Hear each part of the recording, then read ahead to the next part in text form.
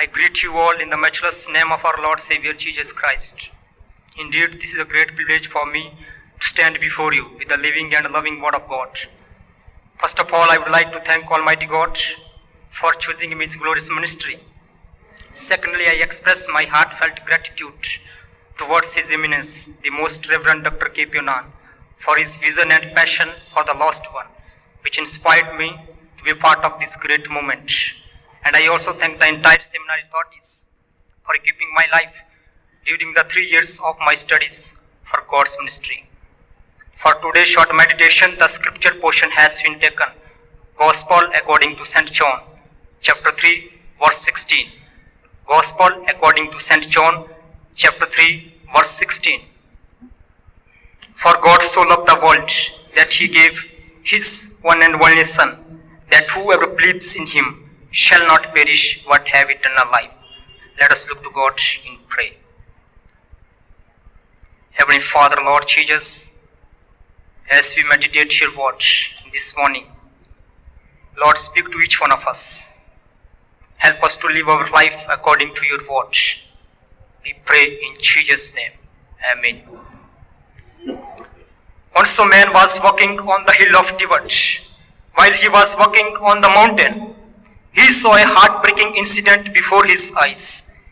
He saw that a dry tree was burning, and on that dry tree, a bird had its babies.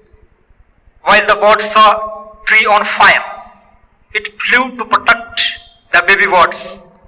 What it did was that it covered the baby birds with its wings and tried to protect them, but it was not successful. By seeing this incident, the man started to think, if the creature of God has that much love for its creation, how much it would be the love of one who created this universe. To explain it well, Christianity stands with exclusive answer, because none of the other scriptures of this world describe it consistently. Even we don't find the concept of God's perfect love other resources, and describing them is another thing. My dear brothers and sisters, what makes Christianity so special? It is the love of God in the heart of people. Without love, there is no Christianity. And without Christ, there is no love in Christianity. Christianity is based on God's love, the divine love of God, which makes it so special. And for that, John 3:16 is the significant verse in the Bible by which D.L. Moody learned to appreciate the greatness of God's love. Yes, that is John 3:16. Being a Christians, how do we apply this most familiar and beloved verse in the various aspects of our life? To expound this very theme, I have entitled my sermon as Being a Demonstrator of God's Love for God's Mission. Being a demonstrator of God's love for God's mission. Before having deep insight, let us have a glance on the background of this gospel. The author of this gospel is Apostle John, the son of Zebedee from Ephesus. It was written AD 80 to 90. The purpose of writing this gospel was to demonstrate that Jesus is the Messiah, the Son of God, and to show that Christian faith is universal faith, applying to Jews and non-Jews alike, only way to God. Moreover, to evangelize the unbelievers by equipping their life to share good news. Immediate context. These are the words that Jesus spoke to Nicodemus, a righteous Jewish leader. Jesus told this righteous Jewish leader that he could not see the kingdom of God unless he was born again, born from above. This, the teacher of Old Testament law, was a bit surprised. What does it mean to be born again? This was the new teaching for him. Jesus clarifies for him its previous verses. John chapter 3 verse 14 and 15. Just as Moses lifted up serpent on a pole in wilderness, Numbers chapter 21 verse 6 to 9.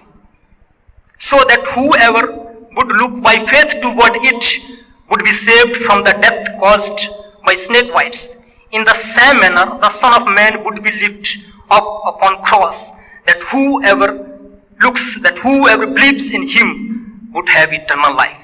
The entire gospel Jesus explained to this Jews righteous leader in this one verse, which leads us to the John 3:16, for God so loved the world. I would like to illustrate this by 3 points. Let us see them one by one. Number 1, the fact of love. The fact of love. Here we read that God so loved the world. The word God is known in everywhere, in every religion.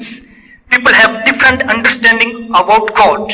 For some people, it is sun god and moon god, tree god and iron god, and cow god and monkey gods, and some are creating God out of his creations for themselves, and list is so on. If we talk about such so-called created gods, Hinduism itself processes more than 33 crores. But John tells about God to us here, who is made known in his Son Jesus Christ through his incarnation. Jesus is revealing God's nature to us. Without Jesus, no one would have ever known in the history real God and his loving nature to the humanity. For example, Islamism, one of the second strong largest religion in this world, has not even a clue the God who is loving God. Nevertheless, John brings a new concept of reality through Greek word agape that transcends all other concepts of love. Then what does this world mean to whom God loved? The world has different meanings. One of the meanings is described in Greek word cosmos, the all creation of God's universe. Genesis chapter 1 verse 1 we see that God created this universe. This is the work of God, and it was his expression on what he has created. There are many factors relating to this world, and geographical is one of them. When we geographically see the world which we live in, it contains more than 200 countries, and India of our nation is one of them. In India, as we know, there are 29 states, and Kerala is one of them where we are right now. Since we don't think often about the wonderful creation of God, so we also forgot to understand who our God is and how his love is possible for this whole world. The fact that we cannot assume that there must be inventor until we look at the invention itself. In addition, we cannot marvel at the inventor until we observe the specialties and qualities of this invention, which is the world. Then what does it exactly mean that God so loved the world? Going deeper into the explanation about this world, we will understand John 3:16 means when it says that God so loved the world. Even though world consists of everything including human beings, trees, animals, rocks, mountains, and millions of other facts, does it mean that God loved the world comprising the mountains and trees and animals and anything of this world because it is created by him? No. Because God does not treat the things out of context. He fits all things together according to their shape. He treats his creations for as their physical level, biological level, and intellectual level. And except human beings, there is nothing in the whole world which can dare to understand the level of love which John is talking about. Human beings are the center of this world. Therefore, the world refers for the human beings, because human beings are made on his image. Genesis chapter 1 verse 26 and 27 says, by his lovely hands he made man from dust. He breathed into his nostril the breath of life, and man became living being. The creation of human being is itself unique. That's why they are the best creation of God to whom he loved. In the concept of religions, though John 3:16 was written in the land of Jews through a Jew, but all Jews failed to understand it. Their idea was that God loved a particular religion's people, righteous people, especially his chosen people. But the fact was that God loved the whole world as whole humanity. sinner, ruined, oppressed of this world. This was the shocking news for them, that God loved the whole world as whole humanity. Whether whatever gender, color, caste, religion they may belong to, it does not matter to God. God is the creator of all, that's why He loves all. Is this fact true? Yes. If God had not loved the world so much, then we would have not come here from different parts of this world as well as different parts of this nation too. It is the love of God which brings us together in His fellowship. That's why today we are here. But do all people know the love of God for them? Do all people know that God loved the world so much? I mean to say that entire humanity is not aware of the love of God for them. And it is also in our nation too. So it is our privilege and responsibility to make people know the love of God. Second, the gift of love. The gift of love. The God's greatest gift was His only Son that He gave to the lost humanity. Now in this gospel, God does not express His love just by saying lovely words to the humanity. Rather, He demonstrates His love for humanity by self-sacrifice. That's why our God is the God of demonstration and demands some practical demonstration of His love from His followers. God gives to another. In this text, He gave His only Son to the sinful humanity. And it provides the model for followers to have self-sacrificial love for one another by serving Him. My dear brothers and sisters, one of the pastors of our church was serving God in one of the nations of Asia continent. He was serving God very faithfully on hill area. Once some of his believers happened to fall sick. He prayed, but there was no answer. He fasted for a few days and prayed again by believing that his believers would be healed. But again, there was no answer. Now, there was no other way except taking them to hospital. But the sad thing for him was that there was no hospital nearby that mountain. Now, the pastor made the basket of bamboo tree and took his believer on his shoulder to the hospital. After taking them hospital, after a few days, they all got cured. By seeing this incident, the people of that particular village were surprised. They could not understand much the love of God which was demonstrated by this pastor to these people. It made them to be surprised. In addition, they said, "We have been living here since our childhood. We have never seen like this happening in this area, especially someone coming from another place and helping the people, those who are not his own." Then pastor understood how God wanted to demonstrate his love from his life to his believers. Since pastor could follow the sacrificial love of Jesus, he could do his best for his believers. Dear friends, God wants to reach many in our nation and neighboring nations too. But question is, do we have such kind of commitment to serve our God? Are we ready to give up our comforts for His mission? Are we ready to become self-sacrifice for Him? The third, purpose of love. The purpose of love.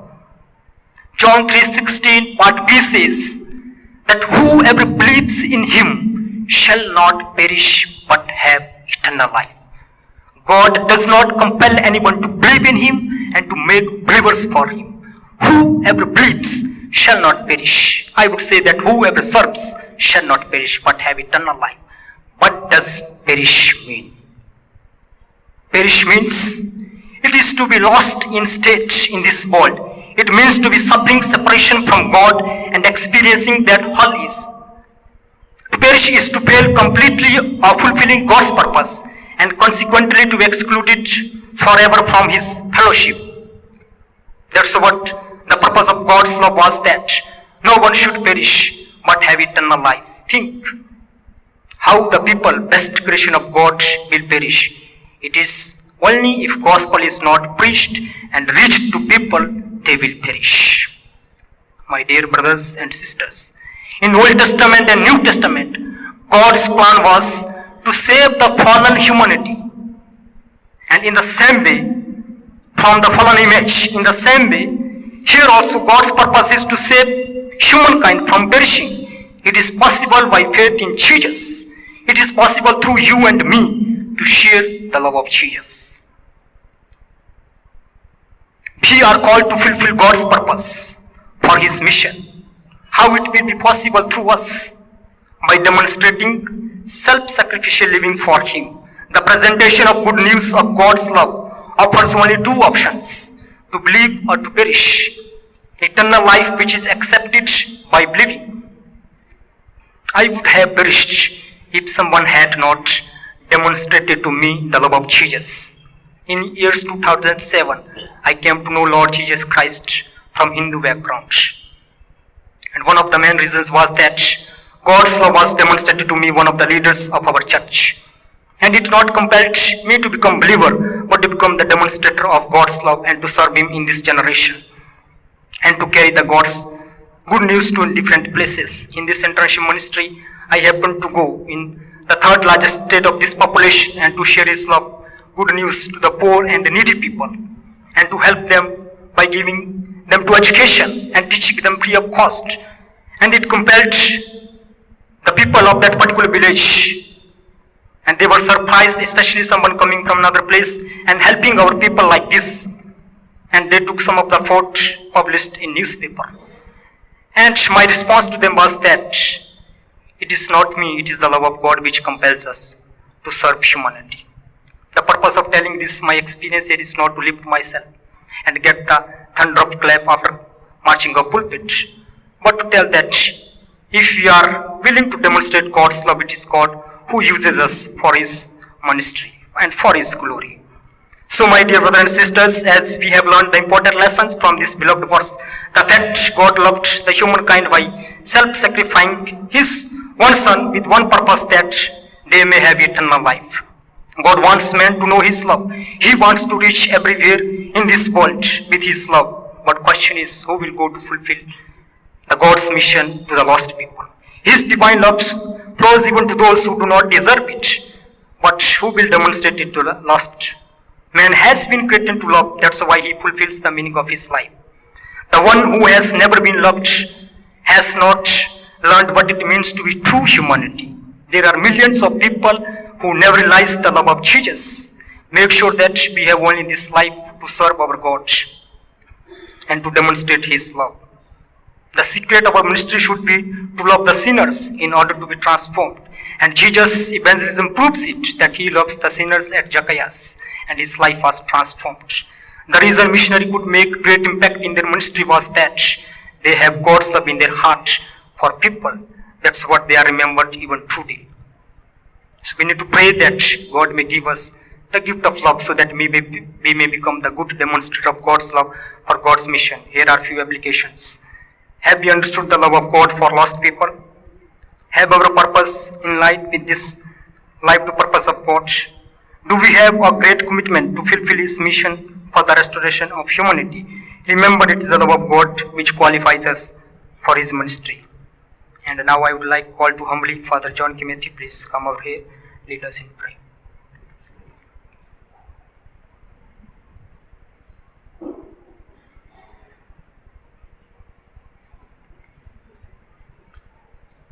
Let's all stand together.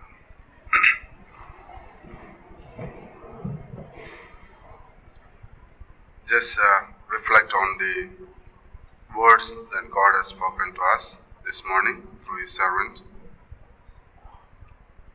And all-time important message, the love of God. And that was demonstrated through the giving of His Son for us sinners. How great it is. It's a great reminder this morning to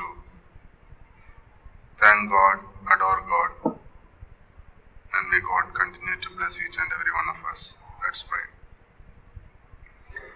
Our gracious Father, we thank You for Your love upon our lives.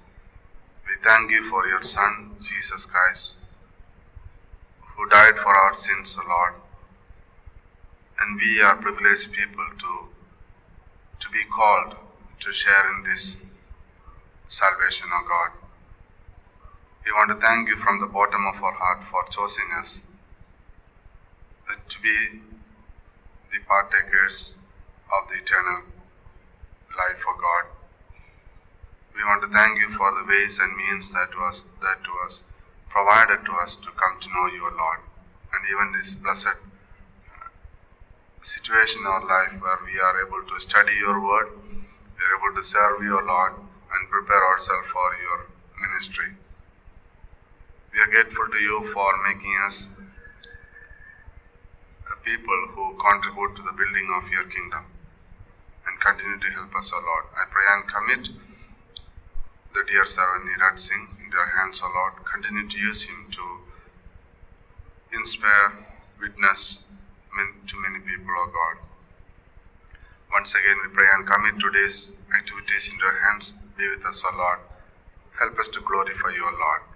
I pray and commit anyone who is not well, sick, troubled in the heart, discouraged, O Lord. Take care of them, O Lord. They may experience your love and care in their life this day. Once again, I thank you for listening to our prayers. We pray in Jesus' name. Amen. Let us say the Lord's Prayer together. Our Father in heaven, hallowed be your name. Your kingdom come. Your will be done, on earth as it is in heaven.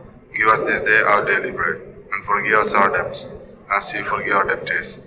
And do not lead us in temptation, but deliver us from evil one. For yours is the kingdom, and the power, and the